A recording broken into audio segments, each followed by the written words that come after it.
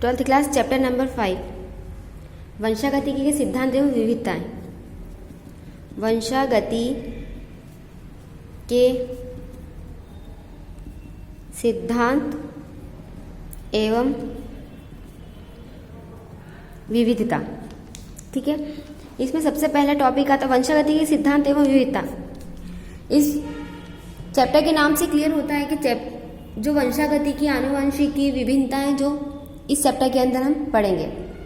सबसे पहले टॉपिक आता है आनुवंशिकता।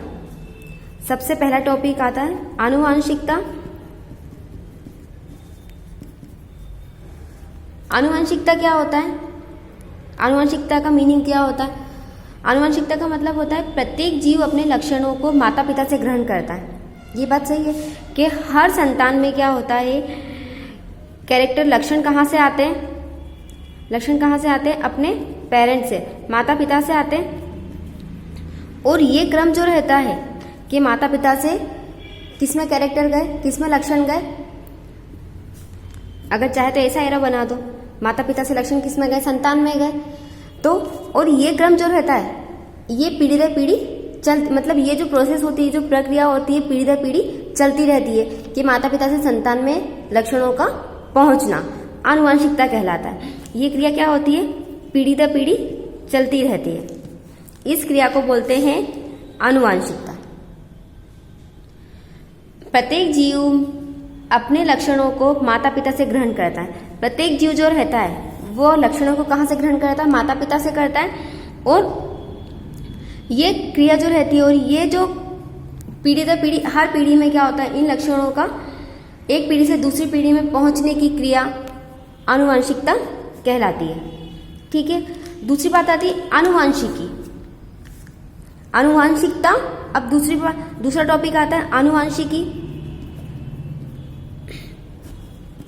आनुवंशिकी में आएगा कि जो आनुवंशिकता हमने ऊपर पढ़ी, आनुवंशिकता का अध्ययन जीव विज्ञान की एक अलग शाखा के अंतर्गत किया जाता है। क्या किया जाता है?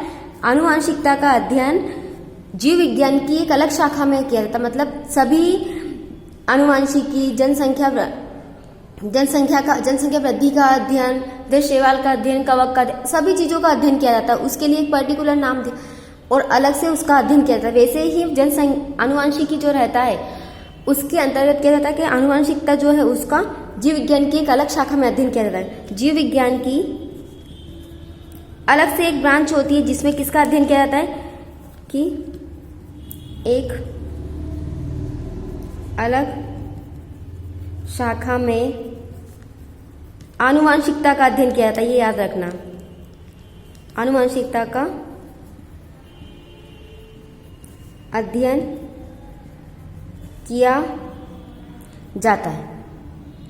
ठीक है, क्या बोलेंगे आनुवंशिकता का? आनुवंशिकता की डेफिनेशन क्या होगी कि माता पिता से लक्षणों का संतानों में पहुंचना और यह लक्षण जो पीढ़ी दर पीढ़ी और यह क्रिया जो होती है कंटिन्यू चलती रहती है, इसको बोलते हैं आनुवंशिकता। और आनुवंशिकी का मतलब होता है कि उस आनुवंशिकता का अध्ययन जीव विज्ञान की एक अलग शाखा के अंतर्गत किया जाता है, उसको बोलते हैं आनुवंशिकी। ठीक है, नेक्स्ट टॉपिक आता है विभिन्नताएं, वेरिएशन। अब विभिन्नता मतलब होता है कि कुछ अंतर जो रहते हैं, उसी से मतलब है विभिन्नता का। तो विभिन्नता की वो हो जाएगा कि किसी एक जाति के विभिन्न सदस्यों में विभिन्नता क्या होगा? एक जाति है, उसके विभिन्न सदस्यों के बीच में विभिन्न क्या हुआ? सदस्यों, अलग अलग सदस्य होते हैं। एक ही जाति में कई सदस्य होते हैं। ऐसा तो नहीं कि एक जाति सिर्फ एक ही इंसान से मिलकर बनी होती है, ऐसा नहीं। एक जाति के विभिन्न सदस्यों के बीच में क्या होता है? उनकी आकारिकी, मॉर्फोलॉजी, कारिकी, व्यवहारिक में जो अंतर आता है, जो अंतर पाए जाते हैं, हर इंसान एक जैसा नहीं होता है, इसलिए उनमें आकारिकी सबसे पहले, आकारिकी, दूसरी कारिकी, तीसरी व्यवहारिक, है ना। ये सभी जो सामूहिक रूप से होता है ये क्या कहलाते हैं? इनमें सब में जो सामूहिक रूप से जो अंतर होता है वो कहलाता है विभिन्नता। कि एक जाति के विभिन्न सदस्यों के बीच में आकारिकी, कारिकी, व्यवहारिक में अंतर होता है, उसको सामूहिक रूप से क्या बोलते हैं? विभिन्नताएं कहते हैं। ठीक है, क्या बोलेंगे? विभिन्नता, जो अंतर, जो डिफरेंस पाए जाते हैं वो।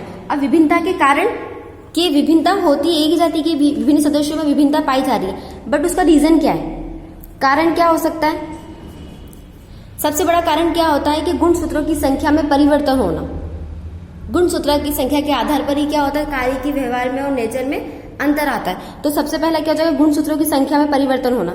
गुणसूत्रों की संख्या जो रहेगी उसमें अगर परिवर्तन होगा तो जातियों के सदस्यों के बीच में भी क्या होगा, डिफरेंस होगा। दूसरा, अगर गुणसूत्रों में परिवर्तन आ रहा है तो गुणसूत्रों के ऊपर जो जीन्स प्रेजेंट होते हैं उनकी संख्या में भी परिवर्तन होगा।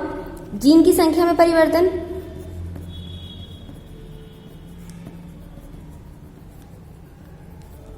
ठीक है।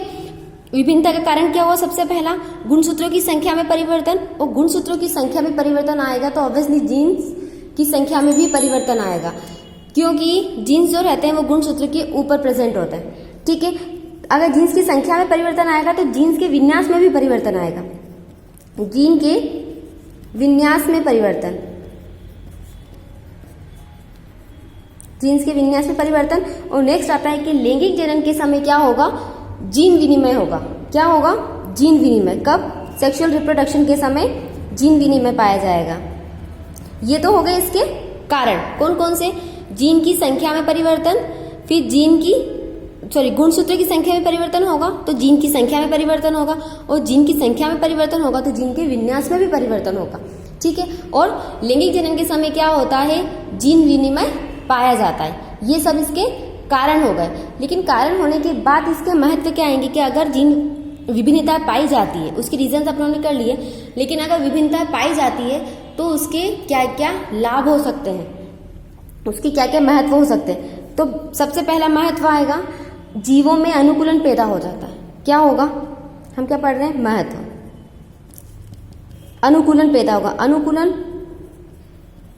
अनुकूलन मीन्स कि जीव जो है वो हर एटमॉस्फेयर में, हर वातावरण में रहने के लिए अपने आप को सक्षम महसूस करता है कि हाँ मैं हर एटमॉस्फेयर में रह सकता हूँ। क्यों, विभिन्नताओं के कारण हर जीव में, हर पीढ़ी में एक नया कैरेक्टर आता है, जिससे क्या होता है कि वो हर कंडीशंस का सामना करने में, हर वातावरण का सामना करने के लिए सक्षम हो जाता है। तो जीवों में क्या होगा, अनुकूलन पैदा होगा। दूसरा, जीवों के अस्तित्व में सहायक होता है। किसके, जीवों के अस्तित्व के, जीवों के अस्तित्व में सहायता करता है, उनका अस्तित्व बना रहता है। तीसरा, विभिन्नताओं से नए लक्षण आते हैं। विभिन्नताएं, अगर एक ही जाति के विभिन्न लक्षणों के बीच, बोले ना, एक ही जाति के विभिन्न सदस्य के बीच में अगर अंतर होगा तो वो क्या होगा, नए कैरेक्टर होंगे। इसी कारण होगा ना, अगर एक पीढ़ी से दूसरी पीढ़ी में सेम कैरेक्टर्स आएंगे तो वैसे इट इज सेम रहेंगे, लेकिन हर सदस्य में नया कैरेक्टर आता है, मतलब नए लक्षण पैदा होते हैं। विभिन्नताओं से क्या होंगे, नए लक्षण पैदा होते हैं, ठीक है। और विभिन्नताओं के कारण क्या होगा, नई जातियों की उत्पत्ति एवं विकास में सहायक होगा। नई जातियां बनेगी, विकास होगा। अगर विभिन्नताएं होगी तो एक टाइम कंटिन्यू, अगर हर पीढ़ी में एक नया कैरेक्टर आता है तो एक टाइम ऐसा आता है कि जो नई जनरेशन है वो अपनी वंशज जो रहते हैं उनसे बिल्कुल अलग हो जाती है, मतलब एक इवोल्यूशन हो जाता है, विकास हो जाता है कि नई जाति बन गई। तो नई जाति की उत्पत्ति एवं विकास में सहायता, नई जाति एवं विकास में सहायता, ठीक है। प्रत्येक जीव की अपनी पहचान होगी। क्या होगी, प्रत्येक जीव की अपनी पहचान, प्रत्येक जीव की अपनी पहचान, प्रत्येक जीव की अपनी पहचान होती है, उसका अपना एक वजूद होता है, जैसे बोला ना अस्तित्व बना रहता है, वैसे ही उसकी अपनी एक पहचान होती है। नया कैरेक्टर आएगा तो हर सदस्य में एक नया अलग अलग कैरेक्टर रहेगा, और उसी कैरेक्टर के बेस पे क्या होगा, उसकी एक पहचान बनेगी। तो विभिन्नताओं का महत्व क्या हो जाएगा कि जीवों में अनुकूलन पैदा होगा। दूसरा, जीवों का जो अस्तित्व रहेगा उसमें सहायक होगा। नए कैरेक्टर और नई जाति बनेगी, जिससे क्या होंगे, नई जातियां बनेगी तो नए लक्षण पैदा होंगे और नई विकास की संभावना बढ़ जाएगी। प्रत्येक जीव का अपनी एक नई पहचान रहेगी, ठीक है। और विकासी रूप से गतिशील रहेंगे, मतलब जीवों में विकासी। विभिन्नताओं के कारण क्या होगा, जीवों में कंटिन्यू विकास होता रहेगा, मतलब विकास की तरफ एक गतिशील कदम रहेगा जिससे विकास कंटिन्यू होता रहेगा। ठीक है, ये है विभिन्नताओं के महत्व। हमने आनुवंशिकता, आनुवंशिकी, विभिन्नता और विभिन्नताओं के कारण और महत्व। आनुवंशिकता और आनुवंशिकी डेफिनेशंस आती है 2 मार्क्स की, मोस्ट IMP है। ठीक है।